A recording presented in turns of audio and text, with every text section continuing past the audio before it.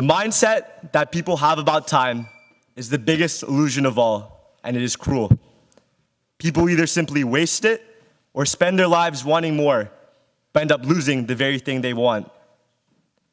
I always thought I had enough time to finish that chemistry test or English paper, enough time to go to the gym, enough time before the end of high school, enough time before I eventually have to say my last goodbyes. Over the summer, I laid back hoping to fall into the luxury of my time, only to find that I had none left. I began to think about where it had all gone. It felt as if 3 weeks ago, I was walking into this very chapel to receive my tie, so ready to finish high school when it had just begun. The thought of how high school had gone by so fast perplexed me. However, I finally realized why it happened like that. I lived for the weekends. Monday through Friday was nothing more than something I merely had to survive. As if I was underwater with a rock tied to my feet, forced to swim, until the weekend came along and I was finally able to break through the surface and breathe.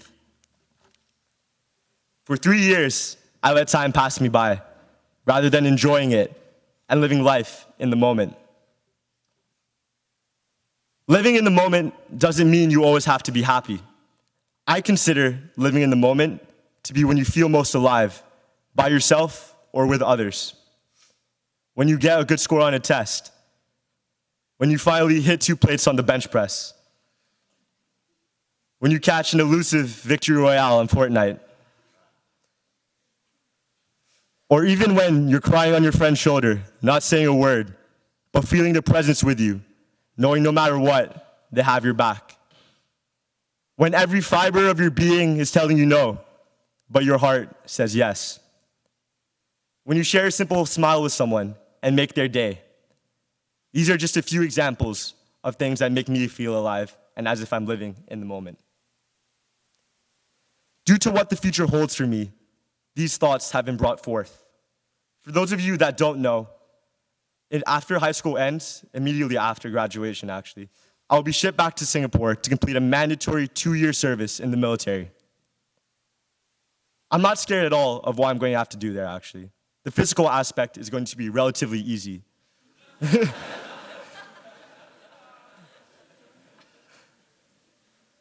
However, the challenge lays in the mental aspect. Because even now, it already hurts to think about all those years that I wasted going through the motions at school, being alive, but not feeling it, being present, but not living in it. If you haven't been paying attention up to now, don't worry about it. I just ask that you please listen to what I'm about to say in these next 7 minutes, because it is what I want you to remember when you walk out of chapel today, and hopefully for the rest of the week, and maybe even longer. I think about leaving for the Army more than I should.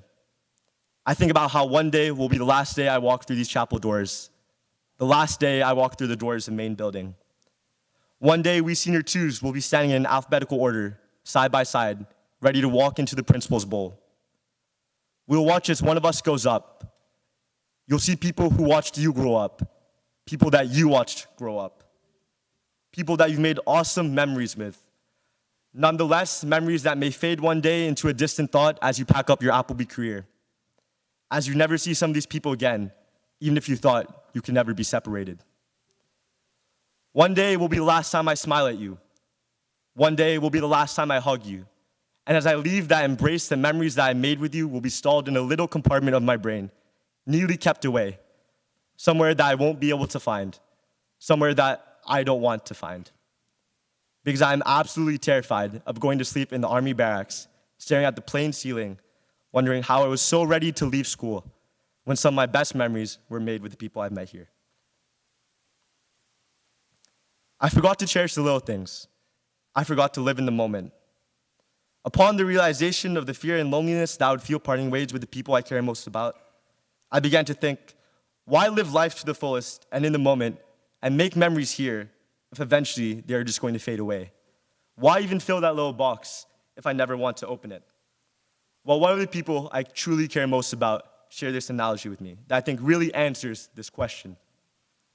It talks about, why do we build sandcastles, these awesome creations, these delicate structures? if eventually the tide is just going to come in and wash it away? Why make memories if they are eventually just going to fade away? Well, it's better to feel the joy of building that sandcastle before it gets swept away by the tide rather than not building it at all. To create the memories we want in life and to feel alive, you need to take chances. Because life is what we make it, and the chance is like a picture. It'd be nice if you just take it. Because in the end, when you still feel sad about thinking about those memories, when you feel that deep yearning, that pull of your heartstrings to be with those people, that just means you were absolutely alive when making those memories.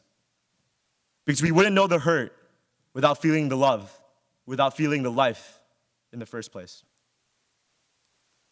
With the proper mindset, time is not cruel, but rather a gift. A finite amount of time allows us to truly experience life in the moment. We can't afford to dwell in the past. You won't get your time back. Rather, we should always be optimistic for what the future holds, yet still slow down once in a while to take it all in. Because as Bill Keane once said, yesterday is the past, tomorrow is the future, but today is a gift, and that's why it's called the present. It's the little things that you never thought anything of that, when all said and done, make the difference in the end. For example, Camp Appleby was coming to a close last year on Mainfield. We all sat around campfires, the crisp flames warming our skin, the stars above lighting the night sky, the soft grass below providing nice cushioning. I sat there still, listening to people sing, light chatter and friends smiling around me, my head tilted back, looking at the stars I could see. Not saying a single word, but being so absorbed in that atmosphere and feeling so alive that time itself even seemed to slow down. That feeling was one of the things that inspired me to apply for Community Prefect. I wanted to share that with others. The feeling of being together, even better together. In the moment, crying, smiling, laughing, but feeling alive and not wasting the time we've been blessed with. Living in the moment is so simple, yet has the power to make time not feel so cruel. Because if you truly live in the moment, you won't need more time. You won't regret the time that passed you by because you've used your time in a way that made you feel alive. I think that is truly amazing. As Drake once said, how beautiful is it to live in a world where nothing lasts forever? We must learn to fall in love with the love and life inside us, and only then, every moment worth living will be worth dying for. This year, I challenge you all to indulge in your passions. Find the love inside you, and watch as you achieve new heights. Express how you feel, and do what you want in the moment. Don't let opportunities pass you by, because one day, those opportunities may not be there. There is so much potential here in this room, so many things to do in such little time. I look at all of you, and I mean all of you when I say this. I look at all of you from the bottom of my heart. I can truly say that you are all destined to do great things as athletes, artists, academic scholars, but most importantly, as people. As my shipping date comes ever so close, I'm more and more ready for it because when this year is over, when I smile for the last time at my friends and hug them, I'm going to keep that little box in my head wide open so that anytime I feel alone, scared, terrified in the army, that box will be right there, reminding me of the rich and true life I experienced, that beautiful sandcastle I built, the pure joy and bliss I felt even as I watched the tide come crashing in. It's because of the people in this room, my parents, my sister, the boys, and all the other people I truly care about. It's because of all of you that I can genuinely say that I truly, truly felt alive. Thank you.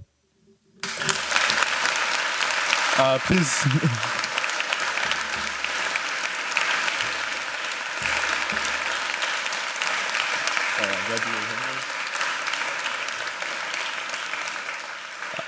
Please rise and sing hymn 578, O Healing River.